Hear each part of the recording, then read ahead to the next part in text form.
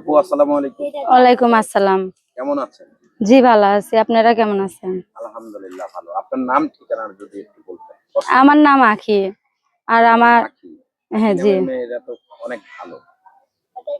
এটা আপনি হয়তো বলতাছেন আপনার কাছে ভালো লাগতে পারে অথবা এইজন্য আপনি বলছেন। হুম। আ গ্রামের বাড়ি কই আপনার? আমার গ্রামের বাড়ি বরিশাল। কিন্তু এটা আমি শুনছি যে আমার মায়ের মুখে যে আমাদের গ্রামের বাড়ি বরিশাল। কিন্তু আমি তো আর সেই জায়গায় থাকি না। আমি ঢাকা কেরানীগঞ্জ আমার মামা বাড়িতে থাকি। হুম। আমার বাবাটা যখন মারা যায় তো আমার মা আমার নানু বাড়িতে আইসা পড়ছিল। তখন আমার নানুর বাড়িতে আর কি, নানুর বাড়ি কেরানীগঞ্জ, ওই জায়গায় আমরা থাকি। আচ্ছা। তো এই যে মানে ক্যামেরার মাঝে আসার মূল কারণটা কি সেটা একটু জানতে চাই। ক্যামেরার ভিতরে আসার কারণে উদ্দেশ্য হলো এটা, ধরেন আমার বাবা না আছে কিন্তু মাও অসুস্থ, থাকি মামা বাড়িতে। আমার নানুদের কাছে ধরেন আমার মামাদের সমস্যা আমার নিয়ে, আমার আম্মাও আছে তাদের বাড়িতে ধরেন থাকে। আমার মা অসুস্থ, কোনো কাজ কাম করতে পারে না, আমিও কোনো কাজ কাম করি না, আমার মামা বাড়িতেই থাকি। অথবা আমার এখন বিয়ের বয়স হয়েছে, আমি একটা যুবতী মেয়ে, আমার বিয়ের বয়স হয়ে গেছে, আর অনেকদিন আগে হয়েছে, ধরেন আমার বয়স এখন 21, আমার বিয়ের বয়স হয়েছে। তো স্বাভাবিক জীবনে চলতে হলে একটা পরিচয় লাগে মেয়েদের, সেটা হলো বিয়ে, এরকমই কিছু লাগে। তো আমার এখন বিয়ের বয়স হয়েছে, তো আমার মার এরকম আর্থিক অবস্থা নাই যে আমাকে টাকা পয়সা দিয়া বিয়ে শাদী করাইবো, এরকম কোনো আর্থিক অবস্থা নাই। আর এদিকে আমার মামাদের অবস্থা ভালো থাকলে কি হবে, তারা আমাদের ভালো জানে না। তারা যে আমাদের খাওয়ান খরচ দেয় এটাই তাদের কাছে অনেকক্ষণ অনেক বিরক্ত করে, তারা অনেক আর কি, খাওয়াইলেও অনেক কথা শোনায় অথবা ই করে। তো আমি যুবতী মেয়ে দেখে আমার মা আমার বাইরে কোনো কাজে যাইতে দেয় না, অথবা আমার মা অসুস্থ, নিজেও কাজ করতে পারে না। এই জন্য আমি প্রতিবেদনের সামনে আসা যে ভালো কোনো হৃদয়মান ব্যক্তি থাকে যে আমাকে বিনা হিসেবে বিয়ে শাদী করবে, কোনো যৌতুক চাবে না, অথবা বাইরের কোনো মানুষ এমন আছে যে যাদের বউ নাই অথবা বউ চইলা গেছে, এরকম মানুষ বয়স বেশি হলে কোনো আপত্তি নাই, কিন্তু একটা জিনিসই তাদের মনে থাকতে হইব, তাদের মনটা সুন্দর থাকতে হইব, অথবা মনে ভালোবাসাটা থাকতে হবে যে আমি যে এরকম মানুষ, আমার কোনো পড়ালেখা নাই, বাবাটা মারা যাবার পর আমাদের আর্থিক অবস্থা একদমই খারাপ হয়ে যাওয়া, আমরা মামা বাড়িতে এসে উঠছি।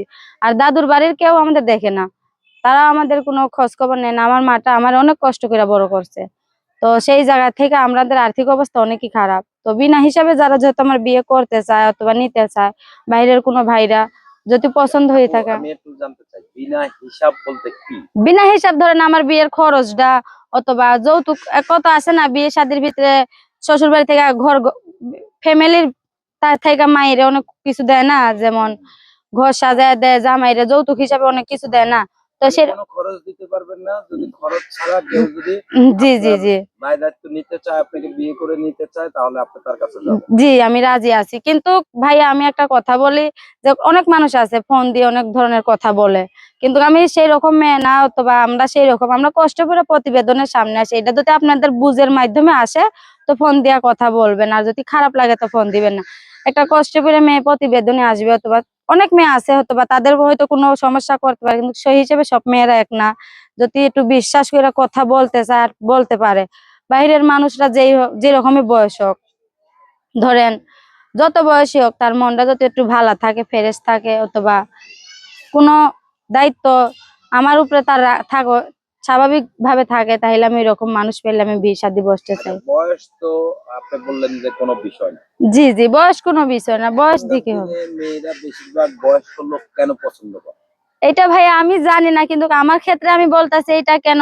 ধরেন আমি হলাম একদম সাধারণ মেয়ে, আর বয়স্ক মানুষদের ভিতরে মায়া মহব্বত আছে। আর এই যে ধরেন যুবক ছেলেরা তারা কি করে, একটা বিয়ে করে, তারপর একটা সন্তান হয় অথবা একটা মেয়ে হয়, বাচ্চা হয়, তারপর তাদের আর কোনো খোঁজ থাকে না, আরেকটা মেয়ের লগে সম্পর্ক করে চলে যায়। এই জন্য এখন আর বেশি অল্প বয়সী ছেলেদের ভাই এখন আর বিশ্বাস একদম মানুষের ভিতর থেকে উঠে গেছে গা। এই জন্য আমি বলতেছি যে বয়স্ক মানুষ হলে কি হবে, যদি স্বাভাবিক জীবনে রাখতে পারে, দায়িত্বটা ঠিক মতন রাখতে পারে, খাওয়াইতে পারে 2 বেলা, অথবা 5 ওয়াক্ত নামাজ পড়া সুযোগ, এতটুকু হইলে আর কোনো কিছু লাগবে না। আচ্ছা বয়স্ক লোকের তো একাধিক বিয়ে থাকে, দেখা গেল যে অনেকে দুটা তিনটা বিয়ে করে ফেলেছে। তো তো আমাদের বাঙালি নারীরা সতীনের উপরে সংসার করতে চায় না। আবার অনেকে আপনি একটা অবিবাহিত মেয়ে বিবাহিত ছেলের কাছে অনেকেই বিয়ে বসতে চান। আপনি আসলে অবিবাহিত মেয়ে হয়ে বিবাহিত ছেলের কাছে কেন বিয়ে করছেন? না, আমি বিবাহিত আর বিবাহিতের দিকে কথা না ভাইয়া, কথা হইলো এটা, তার যদি আরেকটা ফ্যামিলি থাকা সত্ত্বেও সে যদি আমার সেই ফ্যামিলি থাকা সত্ত্বেও যদি আমার নিয়ে তার গ্রহণ করে আমার খাবাইয়া পরে রাখতে পারে, তাতেও আমার কোনো আপত্তি না। ভাইয়া তো এমন আছে না যে এখনের দিনের তো দিনকাল অনেক খারাপ যাচ্ছে, কারো বাচ্চা আছে দুইটা, অথবা বাইরে ভাইরা চলে গেছে, বউ বউ চলে গেছে গা, আরেকটা ছেলের লগে সম্পর্ক করে টাকা পয়সা নিয়ে চলে গেছে, এরকম মানুষের অনেক শুনতে আছে। তো সেই রকম ভাইদের যদি আর কি কোনো ভালো লাগিয়া থাকে অথবা ভালোবাসা মনে জায়গা থাকে, তো তারা ফোন দিয়ে কথা বলবো, কথাবার্তা ভালো। আমি কোনো সহযোগিতার জন্য প্রতিবেদনের সামনে আসি নাই। আমি কোনো সহযোগী, আমি আমি একটা মেয়ে মানুষ, আমি পারলে আমি অনেক ধরনের ইনকাম করতে পারি।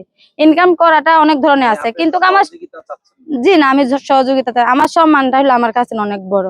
জীবনে স্বাভাবিক জীবনে চলতে হইলে মানুষের একটা সম্মান, তো আমার সম্মানটার জন্য আমি 5 ওয়াক্ত নামাজ পড়ি, ঘরেই থাকি, কোনো বাইরের কোনো কাজও করি না, কাজ করতেও যাই না।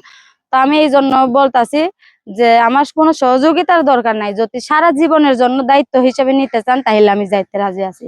যে বলবেন সহযোগিতার জন্য আইছে অথবা টাকার জন্য আইছে, আমি মেয়ে মানুষ, আমি টাকা কামাই অনেক ভাবে কামাইতে পারবো, কিন্তু আমার সম্মানটা আমার কাছে না, আমি অনেক বড় মনে করি।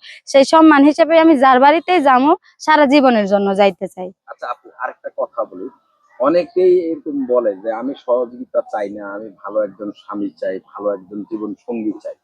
কিন্তু প্রবাসীরা যখন ফোন দেয় তাদেরকে অনেক মেয়েরাই বলে যে আগে টাকা দাও তারপর কথা বলো। এরকম কোনো বিষয় আছে কি? আল্লাহ, এটা ভাইয়া শুনেন, এরকম হইতে পারে যে সহযোগিতা চায় না অনেকে বলে, কিন্তু অনেকের ক্ষেত্রে তো ভাই আমি আর এইসব জানি না, অথবা আমি এইসব দেখি নাই, বুঝি নাই, এইসব আমি জানি না। যারা বলে হয়তো বলতে পারে, কিন্তু যারা যোগাযোগ করবে আর কথা বলবে, ফোন দিলে যদি আমার লগে যোগাযোগ করে, আমার কথার ভাষা অথবা চলনেই তো তারা বুঝতে পারবো যে আমি সহযোগিতার জন্য তাদের সাথে কথা বলতাছি, নাকি তাদের পাশে দাঁড়ানো, তাদের সাথে সারা জীবন থাকার জন্য কথা বলতেছি, এটা তারাই বুঝতে পারবো।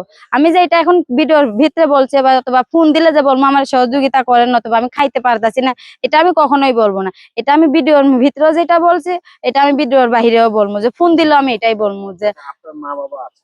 জি না, আমার বাবা নাই, মা আছে, শুধু মা আছে, আমি একাই, আমার ফ্যামিলিতে আর কেউ নাই। একাই? জি, আমার মার তো একটা বাচ্চার আসলে পরে আমার বাবা। স্বপ্ন কি দেখেছিলেন জীবনে? জীবনে স্বপ্ন দেখেছিলাম যে অনেক বড় হব, পড়ালেখা করে একটা ভালো সুন্দর জীবন কাটাবো, তো কিন্তু সেই জীবন তো আমাদের আর হলো না। একটুও লেখাপড়া করতে পারেন না? একটুও করতে পারিনি। আগে যখন বাবাটা যখন মারা যায়, এরপর আমি আমার মা আমাদের দাদু বাড়িতেই থাকতাম, তখন আমার মা মানুষের বাড়িতে কাজ করতো, কাজ কইরা টুকটাক সংসার চালাইতো। আমার পড়ালেখার জন্য হচ্ছে অনেক চেষ্টা করতে, কিন্তু আমার দাদুর ফ্যামিলি থেকে আমাদের দেখে না বলতে, দেখে না, মামা বাড়িতে এসে পড়ে রয়েছি, যদি তারা যদি আমাদের একটু দেখতো তাহলে আমার জীবনে অনেক সুন্দর হইতে পারতো। তারা আমার পড়ালেখার বিভিন্ন কিছু তাই না, আমার অথবা আমার বাবার যে সয় সম্পত্তি আমাদের দেওয়ান লাগবে এই হিসেবে তারা আমাদের বাড়ি থেকে বিদায় করে দিছে, এইটাও আমাদের দেয় নাই। এমন ভাবে বাড়ি থেকে বিদায় করছে, তাদের কাছে যাবারও কোনো অধিকার নাই। এই জন্য ধরেন পড়ালেখাটা করতে পারিনি। এখন মামা বাড়িতে আমার মায় থাকে, কিন্তু আমার মা এখন অবস্থা একদমই খারাপ। এখন আমার মা চাইতেছে যে একটা মেয়ে, আমার মেয়েটার বিয়ের বয়স হয়ে গেছে, এখন তো বিয়ে শাদী দিতেই হইব। তো এই জন্য আমার প্রতিবেদনের সামনে আসা। আচ্ছা। তো আসলে এই যে জীবনে চলার পথে আপনি তো দেখতে বেশ সুন্দরী, রূপে গুণে আমি মনে করি মানে অনেক ভালো। তো আসলে এই জীবনে কি কখনো প্রেমের কোনো প্রস্তাব কিংবা প্রেম এসেছে কিনা? জি ভাইয়া, এটা অস্বীকার করবো না, যেটা জীবনে হয়ে গেছে ওইটা আমি কখনো অস্বীকার করব না। এরকম প্রেম ভালোবাসা মানুষ অফার দিছে, আরেক মানুষের লগে সম্পর্ক করার আশাও আছে, কিন্তু অল্প কিছুদিন কথা বলছে, কথা বলার পরে দেখছে আমাদের আর্থিক অবস্থা খারাপ, তাদের ফ্যামিলি থেকে তাদের বারণ করে দিছে যে এরকম মেয়ের নমুনা, পড়ালেখা নাই, অশিক্ষিত, অথবা আর্থিক অবস্থা নাই, পরিচয় নাই, মামা বাড়িতে থাকে, এরকমও হয়েছে। জীবনে প্রেম ভালোবাসা হয়েছে, হইয়া জীবনে কষ্টও পাইছে।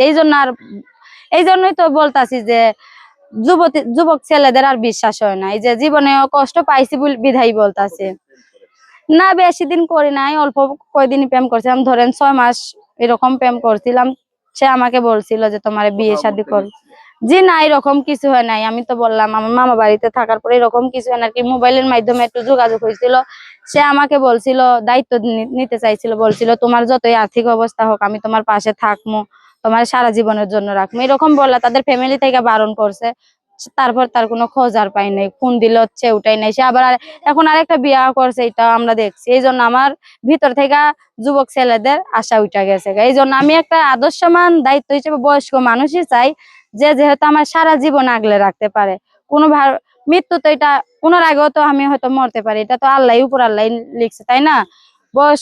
বয়স্ক মানুষ হইলে যে মৃত্যু, এটা মৃত্যুর কথা উপর আল্লাহ লেখা আছে। আমি তার যতটুক জীবন কাটাইতে চাই, আমি সেরকম মানুষের সাথেই চাই, যে আমার যে হাতটা কখনো না ছাড়বে। আপনার সাথে যোগাযোগের ব্যবস্থা আমার ফোন নাম্বার আছে, আমি ভিডিওর স্ক্রিনে দিয়ে দিব, ফোন নাম্বার আছে, ফোন নাম্বারে আমার ফোন দিলে যোগাযোগ করতে পারবে। দর্শক আপনারা সকলেই ভালো থাকবেন সে পর্যন্ত, এবং এই বোনটিকে আপনারা পারলে সাদা মনে একটু সহযোগিতা করুন। আসলে কেউ সাদে ক্যামেরার সামনে আসে না।